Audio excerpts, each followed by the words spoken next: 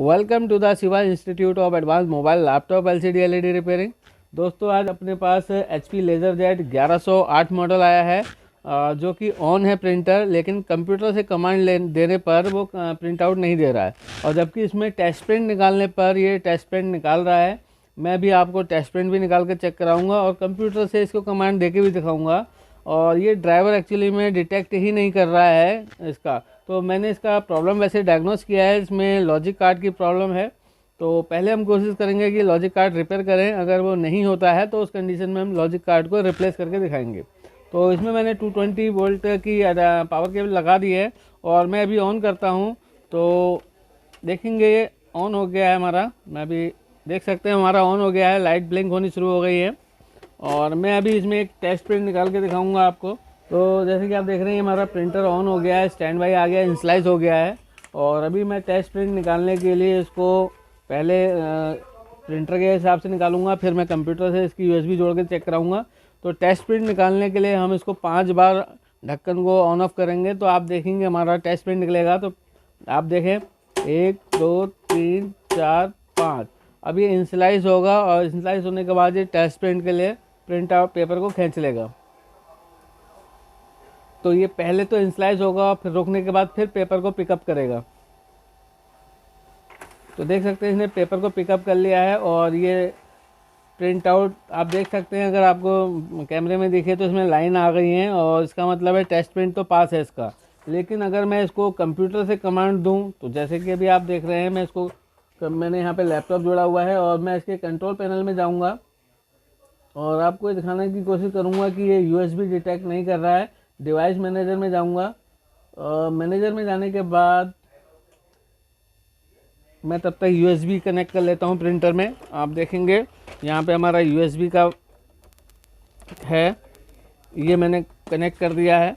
Connect करने के बाद आप देखेंगे यहाँ पे डिवाइस मैनेजर में मैं जाऊँगा तो मुझे यहाँ पे कोई भी ड्राइवर फाउंड होते हुए नहीं दिख रहा है। मैं इसको पास लाऊंगा आपके सामने लैपटॉप को, और जब मैं प्रिंटर की केबल को बाहर निकालता हूं तो यहाँ पे जो न्यू हार्डवेयर फाउंड होता है वो कुछ भी मैसेज यहाँ पे शो नहीं हो रहा। जैसे कि आप देख रहे हैं मैं यूएसबी को प्रिंटर में लगाता हूँ, ये मैंने कनेक्ट कर दिया है। तो अभी मुझे यहाँ पे ऐसी कोई भी इन्फॉर्मेशन नहीं मिल रही है। इसका मतलब है कंप्यूटर इससे कनेक्ट नहीं हुआ है। और अगर मैं कंट्रोल पैनल में जाऊँ, कंट्रोल पैनल में प्रिंटर सेटिंग में, तो डिवाइस एंड प्रिंटर सेटिंग में जाता हूँ मैं इसके लिए। ये रहा हमारा। तो यहाँ पे भी ऐसा प्रिंटर के बारे में कोई इन्फॉर्मेशन मुझे नहीं मिल रही है। तो सबसे पहले मैं क्या करूँगा, इसको प्रिंटर को खोलूँगा। खोलने के बाद इसको मैं चेक करूँगा। अगर मेरा लॉजिक रिपेयर हो जाता है तो मैं लॉजिक को रिपेयर करूँगा, नहीं तो फिर इसमें नया कार्ड को हम रिप्लेस करेंगे। तो आप देखेंगे यहाँ पे पावर लाइट स्टैंड बाई की जल रही है और हमारा प्रिंटर ऑन है हमारा। और अब मैं इसको बंद कर दूंगा और पावर डिस्कनेक्ट करने के बाद प्रिंटर को डीअसेंबल कैसे करते हैं वो बताऊंगा और इसमें क्या प्रॉब्लम है वो भी चेक कराऊंगा। तो सबसे पहले आप देखेंगे यहाँ पे एक स्क्रू है और इस प्रिंटर में जो हमारा एचपी का 1108 मॉडल है उसमें सप्लाई भी यहाँ लगी है, लॉजिक भी यहाँ लगी है। तो जाहिर सी बात है अभी मुझे लॉजिक पे काम करना है। तो अगर ये उस साइड में होता लॉजिक तो मैं उस साइड का ढक्कन खोलता, लेकिन सप्लाई और लॉजिक एक ही साइड है तो ये वाला ही मैंने खोलना है। तो आप देखेंगे इसको खोलने के लिए हमें यहाँ पे एक स्क्रू दिया हुआ है, इसको हम खोल लेंगे और ओपनर की मदद से हम इसको ढक्कन को अलग करेंगे। तो यहाँ पे अभी आप देखेंगे इस तरीके से मैं ओपनर डालूंगा और ओपनर डालने के बाद यहाँ से हल्का सा करेंगे और यहाँ पे एक लॉक होता है। आप देखेंगे यहाँ पे भी एक लॉक होता है, आप दिखाएं यहाँ पे। तो इसको जब मैं करूँगा तो ढक्कन थोड़ा सा हो जाएगा और ये यहाँ से भी है। तो मैं इसका जो फ्रंट साइड है सबसे पहले इसी को उतार लेता हूँ क्योंकि ये लॉक लगा हुआ है। तो फ्रंट खोलने के लिए आप ओपनर को इस तरीके से यहाँ डालें और आप देखेंगे फ्रंट बहुत इजी वे में खुल जाएगा आपका। और देख सकते हैं हमारा फ्रंट निकल गया है। और फ्रंट निकलने के बाद आप देखेंगे इतना पोर्शन हमारा फ्रंट से दबा हुआ था, इसलिए हमें फ्रंट को भी खोलना चाहिए। और यहाँ पे एक लॉक होता है ढक्कन को खोलने के लिए, आप इसको हल्का सा पुश करेंगे तो ये भी हमारा बाहर को आ जाएगा। और बॉटम साइड में आपने थोड़ा सा यहाँ पे ऊपर को निकालना है, इसको देख सकते हैं ये लॉक है, यहाँ पे भी इंटरनल लॉक था। और निकलने के बाद अब ये आगे से लॉक होगा। इसको आगे को पुश करेंगे आप तो ये बहुत आसानी से खुल जाएगा। यहाँ पे थोड़ा सा ध्यान देने वाली बात यह है कि यहाँ पे एक बटन दिया गया है, अगर आप इसको ध्यान नहीं देंगे तो ये फिर आपको समझ में नहीं आएगा कि कैसे लगाते हैं। यहाँ पे ये हमारा बटन है जो कि इसको पुश करता है, पावर सप्लाई को ऑन करता है।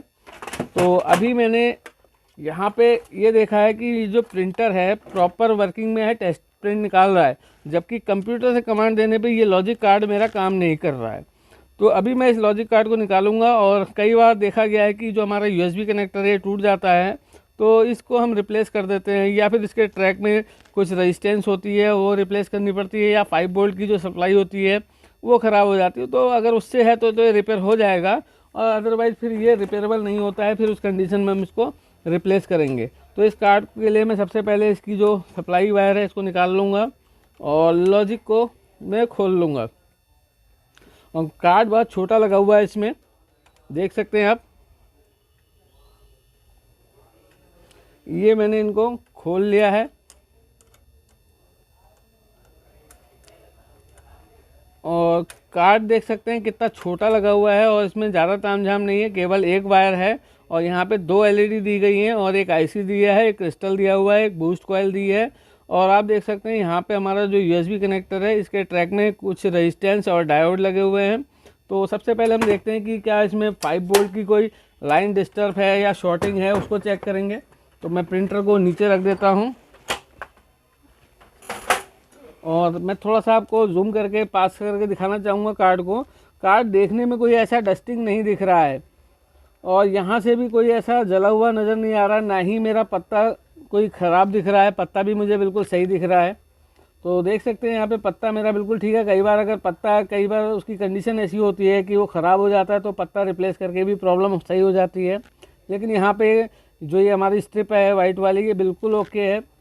तो और मैं कनेक्टर की अगर मैं बात करूँ तो कनेक्टर भी मेरा बिल्कुल सही नज़र आ रहा है मुझे। यहाँ पे भी कोई ऐसा डिसोल्डरिंग नहीं दिख रहा है कि ये ख़राब हो हमारा। तो अब मल्टीमीटर से मैं चेक करूँगा कि जो हमारा यूएसबी की लाइन है, मैं मल्टीमीटर को बीप पॉइंट पे रख के आपके सामने रख लेता हूँ, और सबसे पहले मल्टीमीटर चेक करना चाहिए। और यहाँ पे चेक करने के लिए आप देखेंगे यूएसबी के ट्रैक में 4 पोल दिए गए हैं, जिसमें से कि एक पोल हमारा ग्राउंड का होता है, एक हमारा 5 वोल्ट का होता है, और 2 RX-TX के लिए होता है, यानी कि रिसीविंग डेटा और ट्रांसमिटिंग डेटा के लिए होता है। तो रिसीविंग डेटा के लिए होता है। तो आप देखेंगे मैं सबसे पहले ग्राउंड को चेक करता हूँ, इसमें कौन सी पिन ग्राउंड की है हमारी।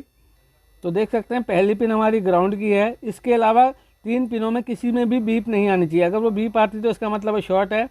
तो ये तो कंटिन्यूटी दे रहा है, ग्राउंड है। यहाँ पे ग्राउंड नहीं है, यहाँ पे ग्राउंड नहीं है, यहाँ पे भी ग्राउंड नहीं आ रहा, देख सकते हैं यहाँ पे कोई ग्राउंड नहीं आ रहा है। तो इसका मतलब है एक ही पोल ग्राउंड का, ये तो ठीक है। लेकिन और किसी पिन को किसी पिन से साथ भी बीप नहीं देना चाहिए, जैसे RX-TX वाली लाइन है उनको भी आपस में बीप नहीं देनी चाहिए। तो ये भी ठीक दिख रहा है हमारा। तो यहाँ पे शॉर्टिंग वाली बात तो नहीं है, कनेक्टर भी हमारा बिल्कुल प्रॉपर दिख रहा है। अब बस ये होता है कि जो हमारी RX-TX वाली लेन है उसके ट्रैक में आप देखेंगे यहाँ पे 2 डायोड लगे हुए हैं और 2 रेजिस्टेंस लगी हैं। अगर ये ट्रैक हमारा कंप्लीट ठीक है तो उस कंडीशन में इस आईसी पे हम कुछ काम नहीं कर सकते, उस कंडीशन में तो हम रिप्लेस कर देंगे इसे। और अगर ट्रैक ब्रेक है तो लास्ट टाइम तक भी हम जंपर मार के ओके कर सकते हैं। तो सबसे पहले मैं 5 वोल्ट की सप्लाई चेक करूँगा। 5 वोल्ट की सप्लाई चेक करने के लिए मैं इस वाली लाइन में चेक करूँगा जो बाहर है हमारा। देखते हैं ये डायोड पे सप्लाई आती है हमारी, देख सकते हैं यहाँ पे डायोड लगा हुआ है। तो ये सप्लाई यहाँ से आके इस रेजिस्टेंस से होके इस डायोड पे आती है हमारी। तो ये 5 वोल्ट की सप्लाई तो मुझे बिल्कुल क्लियर दिख रही है, इसमें कोई प्रॉब्लम नहीं है। देख सकते हैं 5 वोल्ट की इस केबल से आ रही है, और जबकि RX मतलब रिसीविंग वाली जो लेन है वो इस रजिस्टर से होते हुए मैं अभी इन्हें चेक करूँगा। पहले इसके आगे का चेक कर लूँ कि ये शॉर्ट तो नहीं है डायोड हमारे। ये ट्रैक हमारे यहाँ से आ रहे हैं, यानी कि रेजिस्टेंस तो हमारी ठीक है दोनों। और मैं एक बार इनको यहाँ से भी चेक करना चाहूँगा कि ये कनेक्शन देख सकते हैं यहाँ से यहाँ आ रहे कि नहीं आ रहे। देख सकते हैं ये ट्रैक इन रेजिस्टेंस तक आ रहा है, जो फ्यूजेबल रेजिस्टेंस है एक पोल पे आ रहा है। और फिर मैं दूसरे वाले को भी चेक करूँगा यहाँ से।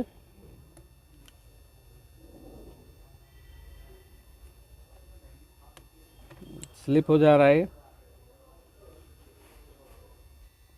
तो देखेंगे ट्रैक तो मेरा यहाँ से प्रॉपर आ रहा है, ट्रैक में कोई मिसिंग नहीं दिख रही है। और कई बार अगर पत्ते में आपको डाउट लगता है तो 1 बाय 1 आप चेक भी कर सकते हैं। चलिए मैं इसको भी चेक कर लेता हूँ, पत्ते को कंटिन्यूटी के माध्यम से भी चेक कर सकते हैं हम। एक ट्रैक हमारा कंप्लीट, 2 भी कंप्लीट, तीसरा भी कंप्लीट, चौथा भी कंप्लीट, पांचवा भी कंप्लीट, छठा भी कंप्लीट, सातवां कंप्लीट, आठवां कंप्लीट, नौवां कंप्लीट और 10वां भी हमारे कंटिन्यूटी। इसका मतलब है ये स्ट्रिप हमारी बिल्कुल ओके है। अगर इसमें से कोई एक ट्रैक मिस होता तो जंपर के माध्यम से भी इसको रिपेयर किया जा सकता था, लेकिन इस कार्ड में मुझे ऐसा कुछ दिख नहीं रहा है कि मैं इसको रिपेयर कर पाऊँ। तो इस कंडीशन में मैं नया कार्ड लगाता हूँ। तो मैं अभी फाइंड करके देखता हूँ, ये HP का है। दोस्तों अगर आपको स्पेयर पार्ट चाहिए तो हमारे पास इस तरीके से अवेलेबल होता है प्रिंटर का। आपको कुछ भी लॉजिक कार्ड चाहिए, सप्लाई चाहिए, या आपको टेफ्लॉन चाहिए, तो रोलर चाहिए या टोनर चाहिए, तो वो भी हमारे पास से आपको अवेलेबल हो जाएगा। तो देख सकते हैं ये नया कार्ड है और मैं अब इसको लगा के चेक करूँगा जो मेरे इसमें प्रॉब्लम थी कि वो सही हुई कि नहीं हुई। तो मैं इसको साइड रख देता हूँ और प्रिंटर को मैं दोबारा से लेके आता हूँ और इसमें मैं इस कार्ड को लगा के चेक करूँगा कि मेरी जो प्रॉब्लम थी वो सही हुई कि नहीं हुई। तो सबसे पहले आप देखेंगे इसको कार्ड को लगाने के लिए इस तरीके से लगाएंगे और ये और स्क्रू कस दूंगा मैं इसके, और उसके बाद मैं इसको चेक करूंगा कि जो मेरी प्रॉब्लम थी वो सही हुई कि नहीं हुई। और हम लोग यहाँ पे ऑनलाइन ऑफलाइन दोनों क्लास चला रहे हैं, जहाँ पे चिप लेवल पे आप रिपेयरिंग सीख सकते हैं, जिसमें हम लोग laptop repairing, printer repairing, supply repairing जैसी क्लास चला रहे हैं यहाँ पे। तो अगर आप उत्तराखंड से हैं और कोर्स सीखना चाहते हैं तो आप यहाँ हमसे ज्वाइन कर सकते हैं। मात्र 3 महीने के कोर्स हैं और बहुत अच्छा आपको सीख के मिलेगा, जिसमें आप अपने लिए खुद का भी रोज़गार कर सकते हैं। गारंटी से आप 1000-2000 रुपये पर डे कमा सकते हैं कोर्स को सीखने के बाद। और दोस्तों देखेंगे इसको हमने थोड़ा सा बेंड करना है और यहाँ पे पत्ते को जो लगाने का प्रोसेस है वो इस तरीके से है। ये मैंने प्लग कर दिया है और करने के बाद अब मैं इसको दोबारा पावर दूंगा। पावर देने के बाद मैं इसको कंप्यूटर से कनेक्ट कराऊंगा, देखते हैं। और आप यहाँ पे आके क्लास ज्वाइन कर सकते हैं, जहाँ पे हम आपको थ्योरी प्लस प्रैक्टिकल दोनों देंगे। मैं इसको पावर ऑन करता हूँ, देख सकते हैं मेरे पावर ऑन हो गया है। यहाँ पे लाइट भी ब्लिंक होनी शुरू हो गई है। अभी इंस्लाइस हो रहा है और मैं कंप्यूटर से कनेक्ट करके देखूँगा कि क्या यहाँ पे मुझे न्यू हार्डवेयर फाउंड का मैसेज मिलता है। तो मैंने इसको डाल दिया डिवाइस मैनेजर में और अभी मैं इसको कनेक्ट करता हूं।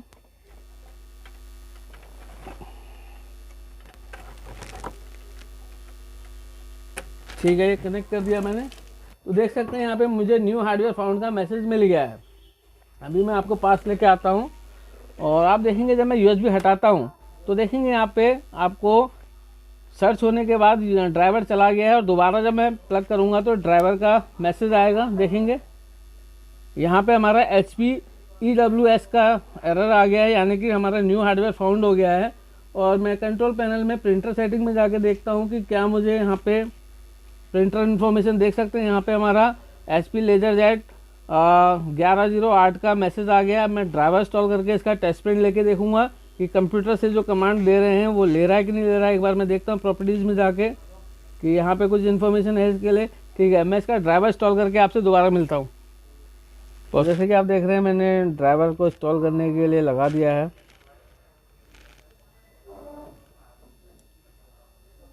नेट की स्पीड स्लो आ रही है। मैं आपसे मिलता हूँ पूरा कंप्लीट ड्राइवर डाउनलोड करने के बाद। अभी देखें आप, यहाँ पे ड्राइवर का इन्फॉर्मेशन आ गया है। तो मैं 155 MB, 156 और 157 हमारा ये कंप्लीट हो गया है इंस्टॉल। और अब मैं इसको इंस्टॉल करूँगा। Show in folder, show in folder के अंदर जाने के बाद ये मेरे को ड्राइवर मिल गया है। बाद आप देखेंगे रन हो गया है मेरा, और जो मेरा प्रोग्राम था यहाँ पे ये मेरा कंप्लीट हो जाएगा। तो प्रिंट आउट भी ये ले लेगा। और देखते हैं अभी, इसको मिनिमाइज़ कर लेते हैं। और ये ड्राइवर मेरा इसको सेटअप इंस्टॉल कर लेते हैं और इसको भी हम नेक्स्ट कर देते हैं और हो गया। तो जैसे कि आप देख रहे हैं यहाँ पे मेरा ड्राइवर आ गया है, एक 1100 सीरीज़ का USB EWS ड्राइवर। और जब मैं USB केबल निकालता हूँ तो आप देखेंगे यहाँ पे ड्राइवर डिटेक्शन आ रही है। और दोबारा मैं प्लग करता हूँ USB को तो आप देखेंगे यहाँ पे मेरा ड्राइवर ले लिया है इसने और प्रिंटर मेरा रेडी हो गया है काम करने के लिए। और मैं कंट्रोल पैनल में भी आपको दिखाता हूँ और यहाँ से मैं इसका टेस्ट प्रिंट लूँगा और देखेंगे आप यहाँ पे ग्रीन टिक आ गया है। और अब मैं इसको टेस्ट पेपर लगा दिया है मैंने और मैं टेस्ट प्रिंट दूंगा राइट क्लिक करके और पर्सनलाइज प्रॉपर्टीज़ में जाएंगे। प्रॉपर्टीज़ में आप प्रॉपर्टी में जाने के बाद देखेंगे यहाँ पे टेस्ट प्रिंट का एक ऑप्शन आ रहा है। जैसे ही मैं क्लिक करता हूँ तो आप देखेंगे कमांड चालू हो गई है इसकी और ये पेपर ले लिया है इसने। और आप देखेंगे जो पहले ये बिल्कुल कमांड नहीं ले रहा था और आप देखेंगे प्रिंट मेरा आ गया है इसका। और इसमें जो प्रॉब्लम थी एक्चुअल में आपने देखा कि इसमें जिसका जो लॉजिक कार्ड था पहले कमांड नहीं ले रहा था और इसको हम लोग रिपेयर करते हैं लेकिन ये 100% रिपेयरेबल नहीं होता है। इसमें रिपेयर करने के लिए बस आपका अगर USB कनेक्टर टूटा हुआ है या ट्रैक हमारा कहीं से ब्रेक है और यहाँ पे प्रोटेक्शन के लिए 2 डायोड और रेजिस्टेंस लगी हुई है वो अगर ख़राब है तो रिपेयर हो जाएगा। प्लस इसकी जो 5 वोल्ट की सप्लाई है अगर उसमें कोई प्रॉब्लम है तो वो भी सही हो जाएगा। पर अगर कोई प्रॉब्लम इस IC से है तो ये उस कंडीशन में रिपेयरेबल नहीं रहता है। आपने देखा ये ऑन तो हो रहा था, लाइट चल रही थी इसकी, लेकिन ये टेस्ट प्रिंट ऑटो दे रहा था, मैनुअल दे रहा था इस तरीके से, लेकिन कंप्यूटर से कमांड नहीं ले रहा था। उस कंडीशन में हमने इसका लॉजिक कार्ड चेंज किया हमने, जिसके बाद हमारी प्रॉब्लम सॉर्ट आउट हो गई है। अगर आपको भी प्रिंटर का कोई स्पेयर पार्ट चाहिए तो हमारे पास अवेलेबल है, जिसमें हम आपको लॉजिक कार्ड हो गया, सप्लाई हो गया या जो भी चीज़ होगी, इसकी टेफ्लॉन हो गई, रोलर हो गए, वो सब हम आपको अवेलेबल कराएंगे। पूरा वीडियो देखने के लिए धन्यवाद। और मेरे चैनल पे अगर आप नए हैं तो इसको सब्सक्राइब कीजिए, शेयर कीजिए। और बिगनर स्टूडेंट के लिए मेरा चैनल बहुत हेल्पफुल है। थैंक यू, धन्यवाद।